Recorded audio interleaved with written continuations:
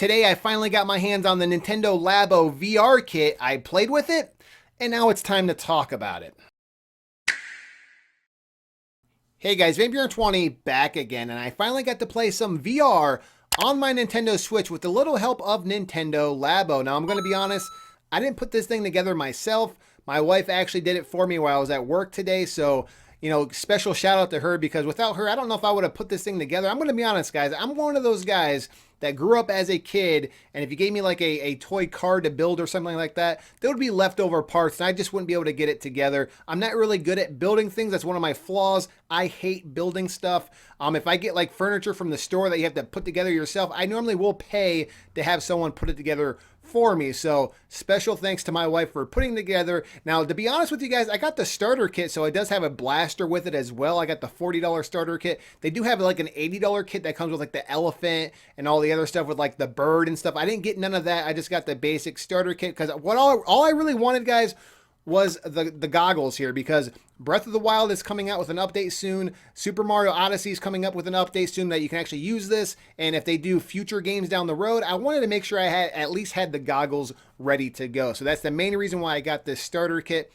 Now, with that being said, the blaster is not put together yet. My wife has not put it together yet. I think it takes like an hour and a half to 3 hours to put that bad boy together. There's a bunch of rubber bands and stuff, and I'm definitely not going to be putting it together. That's just beyond my comprehension there. I'm not good at it. Make fun of me at your will in the comments below. I'm just not good at putting things together. I'm not doing it. So this whole review is going to be on just the goggles alone. You can play quite a few games with just the goggles. And let me just go through the games because I actually wrote them down. You got Jump and Destroy. You got Bomb Hockey, which was kind of cool. You can like throw a ball back and forth and it explodes if you miss it. You got Climb to the Finish Line, which is probably my favorite one of all because it's like a platforming game where you got to kind of climb all the way to the top. And you kind of actually got to look up as you're doing it. So it's kind of, I don't know, it's kind of cool perspective. You got Car Driving and Car Battle.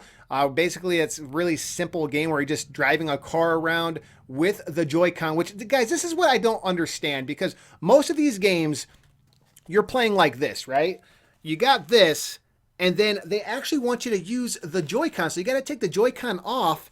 You got to play like this and use the Joy-Con in your hand as you're playing. So they don't give you a head strap. So it doesn't really make sense to me, honestly, because you have to hold it with one hand while you're using the Joy-Con. Does that make any sense at all?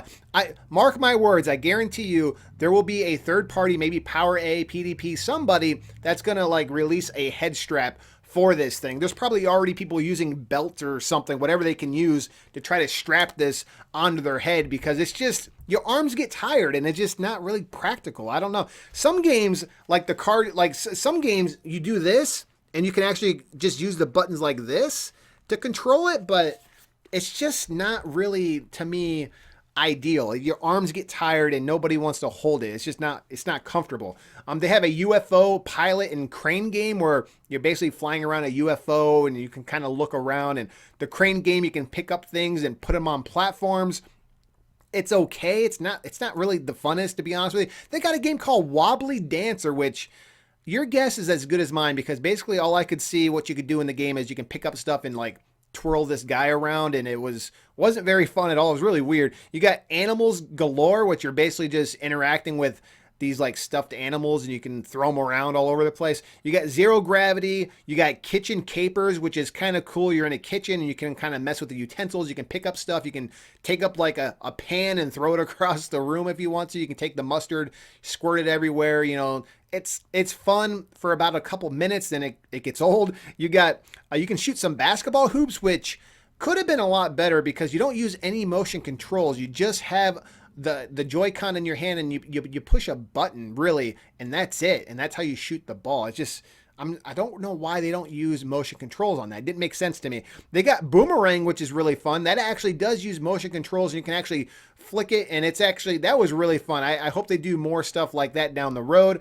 They got a baseball game where you can kind of like hit a ball, but to me that was done very poorly. I didn't enjoy the baseball part of the game at all. They call it bat and ball, good aim or something like that, and it was done really, really bad. Now, what can I take from this whole experience with the whole Nintendo Labo VR? Okay, so again, you're going to get tired, okay? And I sweat pretty good right here in the nose because it's plastic right there, and I was sweating pretty good there, so it's kind of uncomfortable that way. The build quality of this thing is pretty solid, to say the least. Like, it's, I mean, this thing, like the Switch, it's not going anywhere inside there because there is some plastic inside there, so it is pretty good build quality for cardboard. So it's going to last a while. I was wondering, like, how long is this going to last?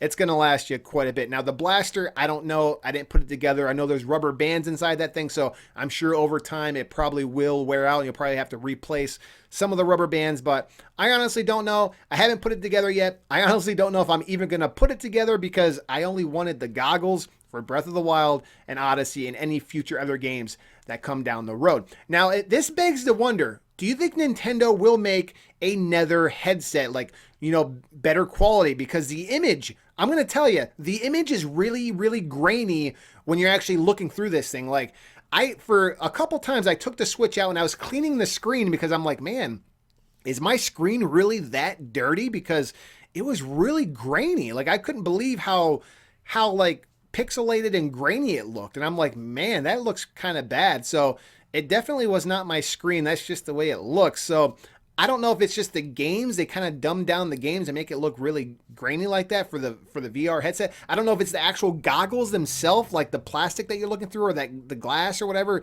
if that's making it look that way. I don't know. But I'm just curious because if Mario Odyssey starts looking grainy, that's not going to be very fun. Hopefully, because Mario Odyssey looks beautiful. So does Breath of the Wild. Hopefully, it's just this game. I don't know. I'm curious to know what you guys think. Leave a comment below. Do you have Nintendo Labo VR? What's your thoughts on it? I think it was fun for $40. It's okay. For $40, I think it's okay. I think if anyone's skeptical like me, just get the $40 one because you're going to get the goggles, and that's really, in my opinion, that's all that really matters because then you can play, like, you know, Breath of the Wild and Odyssey and stuff like that. I'm going to be honest, how the heck are we going to play Odyssey like this? Like, how are we going to play Breath of the Wild like this? You can play the entire game. You can play the entire game like this. And, like, I don't think that's not going to be comfortable. I don't get it. Mario Odyssey, you can play a few mini games, but Breath of the Wild, you can play the entire game with this headset. How is it going to work? I really don't know, but we will find out when the update comes very shortly. So leave a comment below, guys. Let me know what your thoughts on this headset. It's okay for $40. It's all right. Definitely, you know, it's in the step of the right direction. Nintendo finally knows how to do VR kinda very cheaply. So you pay for what you get, guys. It's $40. So, I mean, what do you expect, right? So that's pretty much all for right now, guys. And as always, there'll be more to come shortly. Thanks again, guys. This video is sponsored by my merch. If you want your own Van Buren 20 hat or t-shirt, visit vanburen20.com. It's only a few clicks away, and go ahead and order yourself a hat. The very first person to tweet themselves a picture of wearing the hat will be featured at the end of my next video. Pretty much all for right now, guys. And as always, there'll be more to come shortly. Thanks again.